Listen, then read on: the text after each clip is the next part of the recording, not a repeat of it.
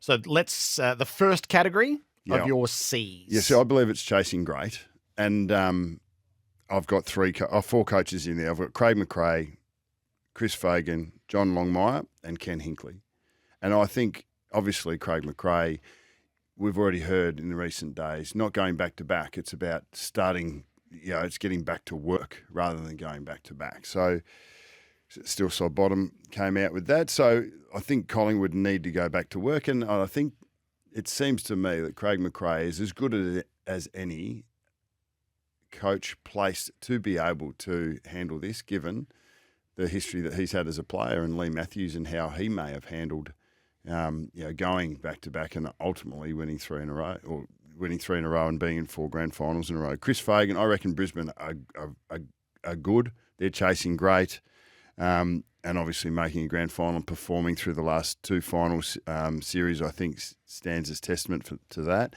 I think John Longmire's put this group together. They played in the grand final and lost heavily 2 years ago, but they've recruited to be great. They're not just recruiting to compete. I think they've recruited to win. And Ken Hinkley, I think Port Adelaide are still in the zone. And whilst he might have been sink or swim last year, he wouldn't have thought it that way. He's contending. They think they're contending. So I think those 4 are in the chasing great category. So Longmire's in his 14th season with the Swans. 11 of 13 they've played finals, and he's contracted through to the end of 2025. He's brought his young players through. They used those 2 years out of the finals well, and then maybe spiked quicker than would have been imagined. And now they dealt with a lot last year, a lot of adversity, and sort of pulled themselves together late, and ended up disappointed that they didn't get further, I think. Ken Hinkley, 12 seasons, 60% winning record. He's had 3 top 4 finishes in the past 4 seasons, so the outlier where they dipped out. He is starting the new 2 years of his contract. This is what he won himself. We know McRae's going into his 3rd season. He's won 38 of 51 games. He's contracted through to the end of 2026. And Chris Fagan's now going into his 8th season, 5 straight final series, heading to now, and progressively built them up to be the runner-up. And he's still got a couple of years on a new contract extension as well. All 4 of those coaches have built and are at the head of programs that have played consistently good football over a long period of time. Collingwood have been able to frank that with a premiership in last year. John Longmire's new Swans haven't done that yet. He's done it in his first iteration, or the first evolution of his coaching career. And Ken Hinkley and Chris Fagan have been close, but not close enough. So they've all recruited to be better now. In particular, Sydney and Port, and that's the challenge. The challenge is to top the mountain. Chasing great, Craig McRae, Chris Fagan, John Longmire, and Ken Hinkley. What is your second category? Second category is consolidating, and I've got Carlton, GWS, and St Kilda there. So Michael Voss, Adam Kingsley, and Ross Lyon, they're all in the consolidating phase. Ross Lyon, I thought that was in auditing and auditioning last year, and that I had Brad Scott in there as well. But I think all 3 of these teams, yes, you might say they're chasing great because of the way, in particular Carlton and GWS, but I think that they're still in the consolidation phase. Carlton's bad was as bad as their good last year, and they finished off strong, but they still need to consolidate that. So Vossi's challenge is to consolidate the second half of last year, early this year with Carlton in particular. I think Adam Kingsley has exactly the same challenge. Now, his first year was brilliant, and the GWS tsunami that nearly took all comers towards the end of 23. His challenge is to consolidate the gains that they made, the game plan that was established, and the belief in the playing group. And I thought they played with such grit, and you can achieve plenty with grit. Like, they've got talent, but the grit underneath it. And I think we've got to give Leon Cameron some credit there, because he had to handle the Ferrari tag and really through 2019 final series and late in that year, they had their successes on the back of getting their hands dirty, not on their top end talent. So I think Adam Kingsley's been able to go back and find that. So they need to consolidate. And Ross Lyon, for me, the Saints did overperform to my estimations at the beginning of at this time last year. I think they've I think they've got better. I think another pre-season with Ross looking at his defensive strategies and focuses, and obviously this is his third time around, and I spoke about it yesterday. I see a group that can bounce off the half back line or off turnover potentially better than any other team. So that's a big call, but I think they've got the attributes there, and it's a matter of consolidating what St Kilda were able to do in the first half of last year so that they can do it for the whole year. So a coaching group that has three different levels, one in his third term, one in his second, and one in his first. Michael Voss, it's his third season. So I've heard Michael publicly and privately across the off-season. So first season they go 12-10, they miss the 8 by 0.6. So that's got hurt in it, but that was never the focus. It was the adding of 4 wins from there to become a top 4 team, so to get to 16. Last year in the home and away, they went 13.5. So they added 1.5 of the 4 wins that they were seeking to add.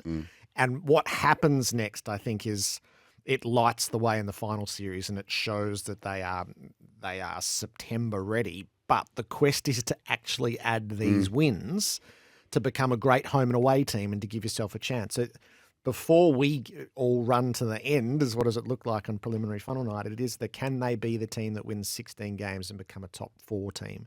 And gives he's you got a his better chance. 2-year contract extension.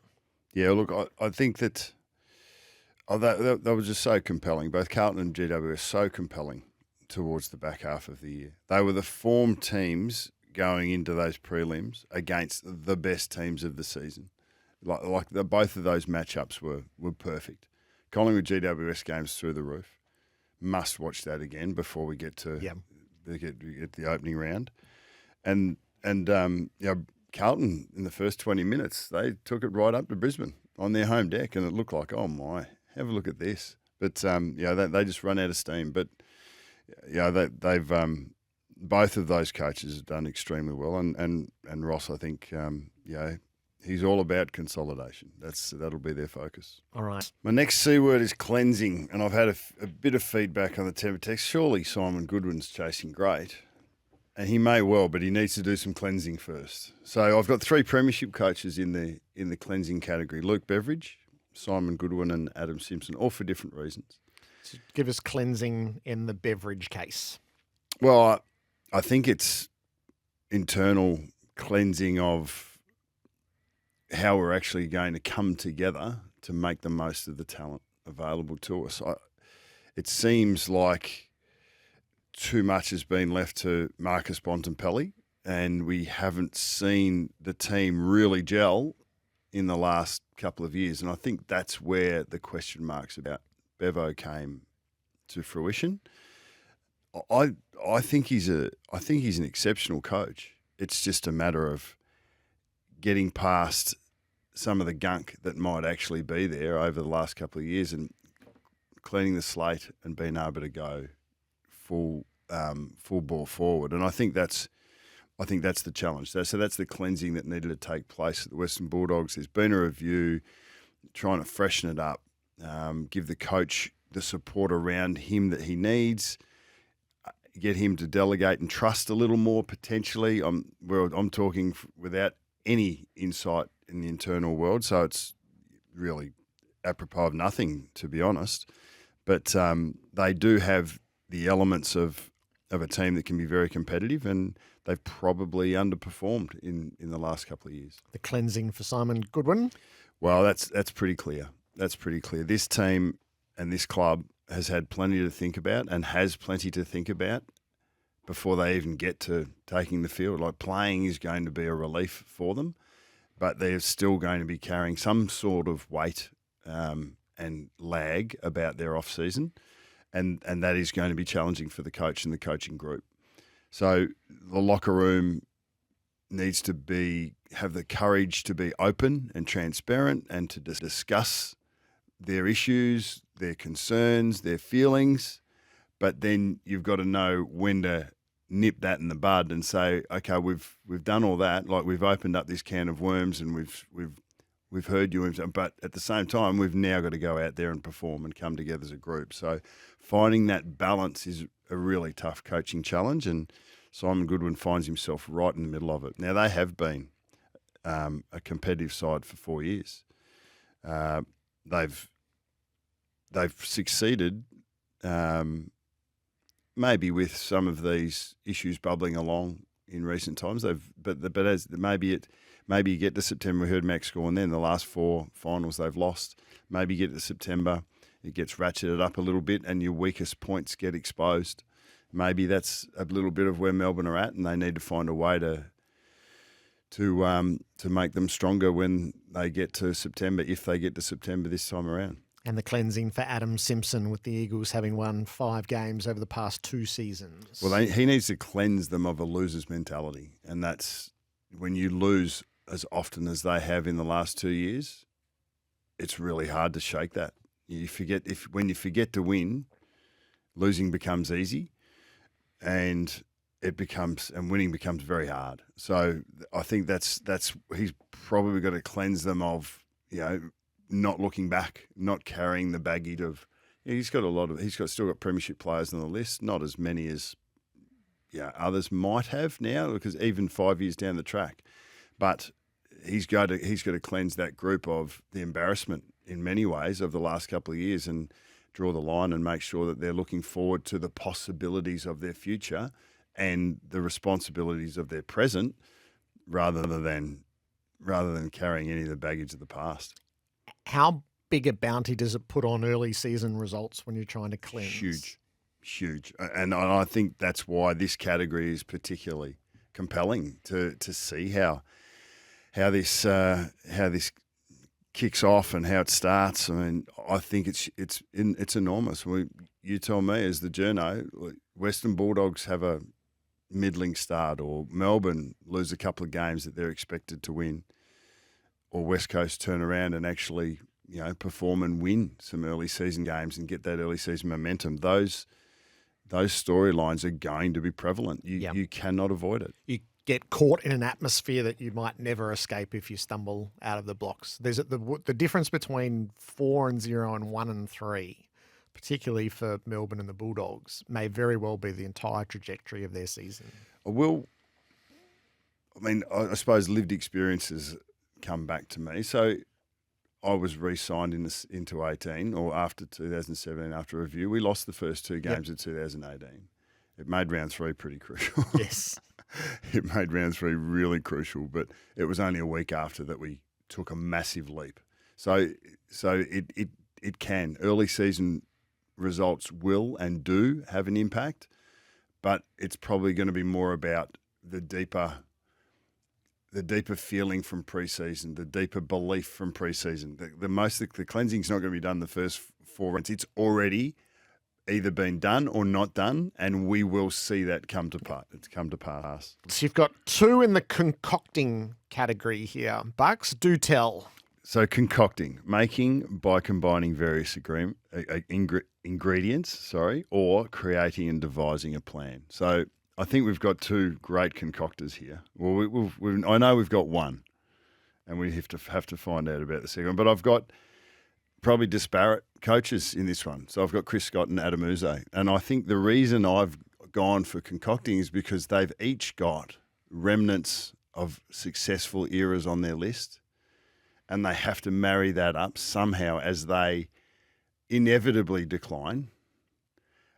But how can you fire those guys up for maybe one last crack whilst you're bringing the young talent in to support and energise them, and vice versa? So that's where the concocting comes up for me. I think Geelong are in a fascinating position. I know I probably put too much weight on it, but Cam Guthrie, for me, we've spoken about it often. I think I'm nearly banging on about it. But Selwood steps out. You need a heart and soul player to step into that void. He doesn't need to replace it. He doesn't need to fill it. He just needs to be.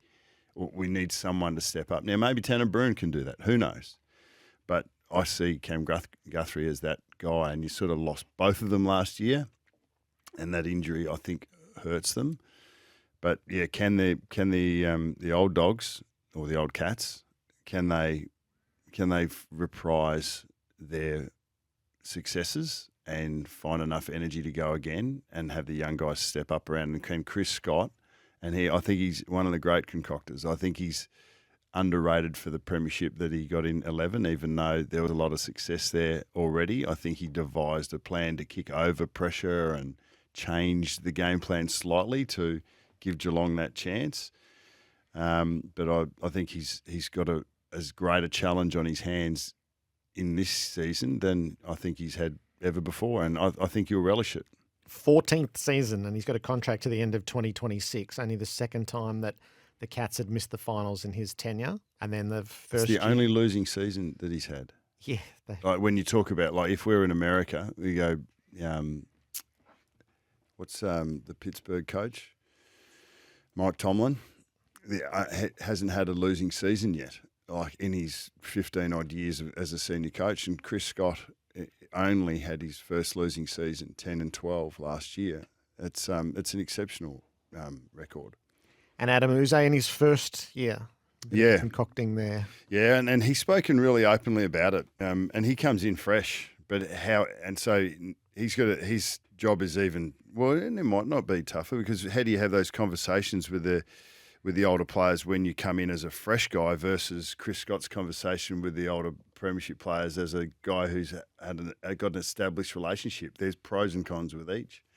But Adam's challenge, it's like he does it with a blank canvas, and he's got some great pieces there to put onto that canvas. And he's got some young guys that that are going to want to play for the coach and eke out careers for themselves. So, but that how Richmond come together, how many of them can stay on the park? I mean, even if you look at that, I mean, I'm pretty sure that Tom Hawkins and Tom Lynch are going to play pivotal roles in how this concoction takes place. And if they have full seasons, well, then I think it helps. If they have broken seasons, well, then it's really going to hurt. You just got a text here asking, would you have had Craig McRae in Consolidation or Chasing Greatness after the first season of making a prelim? Where did I have him? I had him still in what I called Breaking Ground, which was trying to step there. It wasn't quite Chasing Greatness. I would have had him in Consolidation, I would have thought, to consolidate that, given the positive season that he had in his first. So we'd had Making Hay, Mining for Gold, and Breaking Ground as those, and then it was a harder task for those in the lower categories. See, as a journo, I should be just following the same thing, so it's a bit easier to follow from last year. But I like the C word. Yes. The C word's good. All right, cajoling. Okay, so cajoling. So this is largely for me around building belief in your group that they are capable of taking the next step. So I've actually got 4 coaches: Damien Hardwick from Gold Coast, Brad Scott from Essendon, Matthew Nix from Adelaide, and I've put Sam Mitchell in there from Hawthorn. Even though they've got some injury challenges, so the current affairs eats into this a little, I still believe that Hawthorn and Sam Mitchell is moved into rather than the development, into the cajoling phase to say that, hey, we can be really good. So I think each of those coaches, and I think Damien Hardwick's had history at doing this. Brad Scott is doing it in his way, and that is to look at culture and behaviours. And he did it with North Melbourne, and he cajoled them into believing that they were a finals team, and did it a couple of times in the prelims. Matthew Nix is yet to do it, and he showed, I think that Adelaide are doing it a different way. For all intents and purposes, you look at their list, you look at their team, you look at their leadership group, and you don't see the names jump off the page. I think Adelaide did it by being a great team. So I think theirs is a little more understated with the way that they're going about it. Whether it brings benefits, we will find out. But I think Adelaide's best football last year was some of the best football that we saw. And Sam Mitchell, I think, is putting this team together and having them, his challenge is having them believe in themselves to play more consistently at their best, because their best was pretty good. How have you interpreted the way that Hardwick is doing his cajoling? There's a little bit of demanding in there as well, as he acknowledges that the work had been done to make them a real footy team, but now it's time to aspire and deliver. I think I heard Gary Lyons say last week that the Suns need to prove to him that they're capable of playing consistently enough to be a lock for a final eight. And I agree.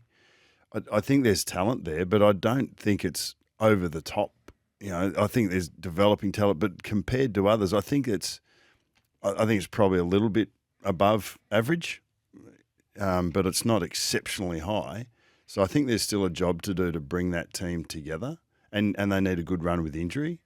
But most of Damien's cajoling gets done by reputation, and then he presents as an authentic, genuine leader, which we've seen in all its guises at Richmond, and I think that's the way he wins people over and has them believing in themselves, in a plan. And your accountability to that plan and your contribution to that plan, and he's proven to do it before. So the cajoling aspect for him is probably a matter of time, whether it's this year or not. And for Brad Scott and Essendon, there's been just a little bit of an edge, I think, to some of what's been said publicly. The best one was in Jake's story around, well, if you're not living the standards, we'll be able to see it. We've got that environment now. Yeah, I think and one of the challenges there is creating the environment where the majority are doing the right thing, so that that's the outlier is actually the people that won't come along. It makes those decisions quite easy, and it makes you stand out like a sore thumb. So Brad's always been really strong on that. The behaviours, getting the environment right, rewarding the right behaviours, and I think the Scott brothers would have learnt that through Lee Matthews largely, and it's become a really strong element of their coaching philosophies. Cajoling, Damien Hardwick, Brad Scott, Matthew Nix, and Sam Mitchell. Where have you put Alistair Clarkson, who in his first year at North Melbourne had the disjointed season? He only ended up coaching 13 games, so in a way, it's the start again. I was throwing up cellaring, but I went with cataloguing. Okay. So he is putting together a young list of talented players that may reprise what he was able to do at Hawthorn. And if you remember, like 4 wins, I think it was 4 wins 2 years in a row. And the accumulation and cataloguing of that talent became a dynasty. Now, that's a high bar to reach to go again. But looking at North, looking at their young talent, it's all about cataloguing, and that's part of working out. Okay, where do I put these pieces? That's what he's still got the opportunity to explore even more. Where do I put these pieces? So is Sheasel a back? Do we want him mid forward, or is he pure mid? Is he inside or is he outside? Wardlaw's an insider. We know that, so I can catalogue it, lock that in, bang. I know I've already got that space filled. Then you're sort of working, okay, McKercher, you got a few others. Where does LDU fit? LDU's inside. Does he go forward at any stage? Like, he's just starting to work out now where this young talent goes. Yep. And it's all about cataloguing and putting pieces in play for the next premiership team, because we hear him. That is the way that he operates. How am I going to create the next premiership team from the list that I have available? So he's cataloguing as he goes. It's a beautiful visual. And that leaves Justin Longmuir, who is in his 5th season. He's gone 7 wins, 10 wins, 14 wins, which included an elimination final. And then they slipped back to 14th with 10 wins. And he is in the last year of his contract. Yep. I deliberately avoided death riding anyone here, because it's not. And I've got him in the challenging group on his own. And it's not because he's doing all of the above. He's having to do a bit of cleansing, a bit of cajoling. He's going to concoct. He's going to do all of that. And there might even be a bit of consolidation, because some of their best football in early 2023 was beating the best sides. And then they dropped away really badly at the end of 23, and they were inconsistent in 24. So it's challenging. And I think it's not challenging in the terms of it's going to be tough. It's challenging in terms that he is going to need to challenge his coaching group, to challenge his football club, and to challenge his players to find their best more often and to be more consistent. So the challenging is actually not the circumstance, it's the verb. He's got to be challenging his constituents, looking them in the eye and asking them what they want to be. And I see that as, I see him in a category of his own in that regard, because Fremantle are so interesting to me. They've lost players in the last couple of years, but they've gained some. They've got some really good young talent through their midfield that are made of the right stuff, the right values, the right attitudes. Hayden Young off the back, Chapman off the back looks great. They've got a couple of big boys that are going to do damage. Darcy and Jackson, how do they balance those up? They've got some elements, but they need to find their consistent best more often, and the coach needs to challenge them to do that. So the mission for the 18 coaches this year, the challenge at hand: challenging, Justin Longmuir; cataloguing, Alistair Clarkson; cajoling, Damien Hardwick, Brad Scott, Matthew Nixon, Sam Mitchell; concocting, Chris Scott and Adam Uze; cleansing, Luke Beveridge, Simon Goodwin and Adam Simpson; consolidating, Michael Voss, Adam Kingsley and Ross Lyon; and chasing great, Craig McRae, Chris Fagan, John Longmire and Ken Hinkley. In our Art of Coaching, there'll be lovely reference points throughout the season.